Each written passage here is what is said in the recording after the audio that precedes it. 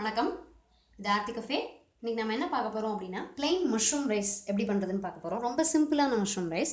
தேவையான பொருட்கள்: mushroom, button mushroom இந்த சைஸ் இருக்கிறது நான் ஒரு 3/4 பாக்கெட் எடுத்து வச்சுருக்கேன். இந்த பெரிய வெங்காயத்தை நீளமாக மெல்லிசாக நறுக்கி வச்சுருக்கேன்.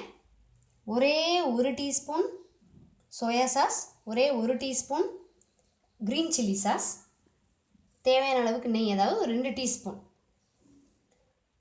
பெப்பர் பவுடர் காரத்துக்கு ஏற்ற மாதிரி, உப்பு நம்மளோட டேஸ்ட்டுக்கு ஏற்ற மாதிரி. இது சாதம் நான் ஒரு 100 கிராம் ரைஸை வடித்து ஆற வச்சு எடுத்து வச்சுருக்கேன். இது நார்மலாக நாங்கள் சாப்பாட்டுக்கு யூஸ் பண்ணுற ரைஸ் தான், ஸ்பெஷல் ரைஸ் எதுவும் கிடையாது. இப்போ இது எப்படி செய்கிறதுன்னு பார்க்கலாம். இப்போ அந்த எலுப்பச்சட்டில் நான் நெய்யை ஊற்றிட்டேன். அந்த எடுத்த 2 டீஸ்பூன் நெய் ஊற்றியாச்சு. இப்போ முதல்ல நம்ம இந்த வெங்காயத்தை சேர்த்துடலாம்.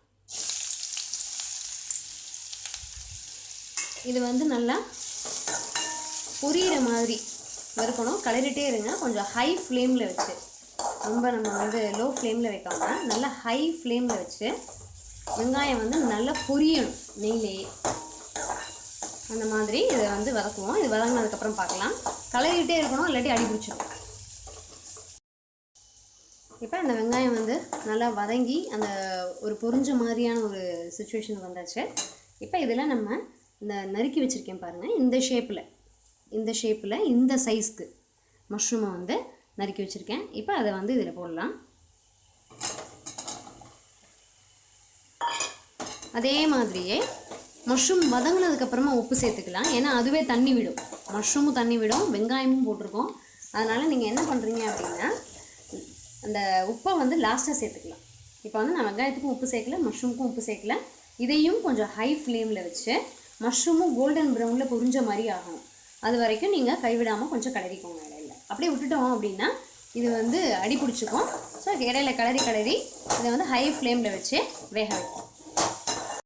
அந்த மஷ்ரூம் நல்லா கோல்டன் ப்ரௌனில் ஃப்ரை ஆகிடுச்சு. இப்போ இதுக்கு நம்ம 1 teaspoon soya sauce, 1 teaspoon chilli சாஸை இந்த டயத்தில் நம்ம சேர்த்துடலாம். ஸோ 1 டீஸ்பூன் சேர்க்குறேன். இதில் soya sauce, 1 teaspoon green chilli sauce. நம்ம அதை நல்லா ஆட் பண்ணுறதுக்கு முன்னாடி நல்லா குலுக்கிக்கோங்க. 1 teaspoon chilli sauce, green chilli sauce. இப்போ இதை நல்லா க்ளீன் பண்ணி வதக்கிட்டு இதில் நம்ம உப்பு சேர்த்துடலாம். எவ்வளோ தேவையோ அந்த அளவுக்கு உப்பு, சாதத்துக்கும் சேர்க்கணும். நம்ம உப்பு சேர்த்து வதக்கிடலாம். இப்போ நம்ம அடுப்பை நிறுத்திட்டு ஆற வச்சுருக்கோம் இல்லையா நம்ம சாப்பாட்டு ரைஸ், அந்த சாதத்தை இது கூட சேர்த்துடலாம். நான் இப்போ அடுப்பை நிறுத்திட்டேன்.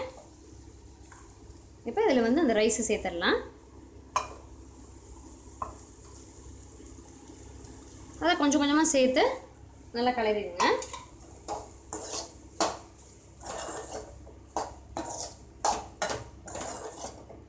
நல்லா ஒன்றோட ஒன்று அது நல்லா கலக்கணும். சாதமும் அந்த மஷ்ரூமும் ஒன்றோட நல்லா கலந்து இதுக்கு அந்த லைட்டாக அந்த புளிப்பு டேஸ்ட்டு இது கொடுத்துரும்.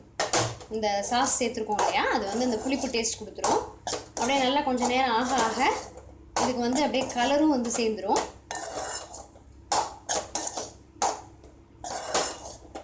இப்போ இதில் நம்ம பெப்பரையும் சேர்த்துக்கலாம். பெப்பரை சேர்த்து இதை கலரிடலாம். நான் எல்லா ரைஸையும் சேர்த்து கலரிட்டு உங்களுக்கு காமிக்கிறேன்.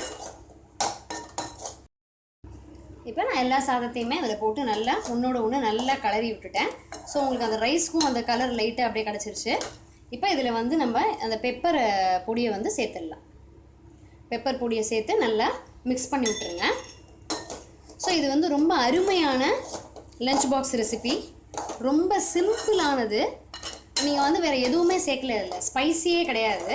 ரொம்ப வெறும் மஷ்ரூம், கீ, அந்த பெப்பர், சால்ட்டு, நம்ம 1 டீஸ்பூன் அந்த சாஸ் 2 ஊற்றிருக்கோம். ரொம்ப ரொம்ப டேஸ்டியாக இருக்கும் லஞ்ச் பாக்ஸ்க்கு. ஸ்பைஸியாக அந்த மஷ்ரூம் பிரியாணி ஒரு நாள் கண்டிப்பாக அதை எப்படி பண்ணுறதுன்னு பார்க்கலாம். இப்போ நம்மளுடைய அருமையான லஞ்ச் பாக்ஸ்க்கான plain மஷ்ரூம் ரைஸ் சூப்பராக ரெடி ஆகிடுச்சு. இதை வந்து பசங்க அவ்வளோ விரும்பி சாப்பிடுவாங்க. மத்தியானம் கொடுத்தீங்கன்னா மஷ்ரூம் வந்து ரொம்ப ப்ரோட்டீன் ரிச்சு, அருமையான ப்ரோட்டீன் ரிச்சு நல்ல டிஷ்ஷு சாப்பிட்றதுக்கு. ஸோ இதை வந்து இந்த வீடியோ பிடிச்சிருந்தா லைக் பண்ணுங்கள், உங்கள் ஃப்ரெண்ட்ஸ்க்கும் ரிலேட்டிவ்ஸ்க்கும் ஷேர் பண்ணுங்கள். கண்டிப்பாக மறக்காமல் சப்ஸ்கிரைப் பண்ணுங்கள். இன்னும் ஒரு நல்ல டிஷ்ஷோட உங்களை நெக்ஸ்ட் எபிசோடில் நான் மீட் பண்ணுறேன்.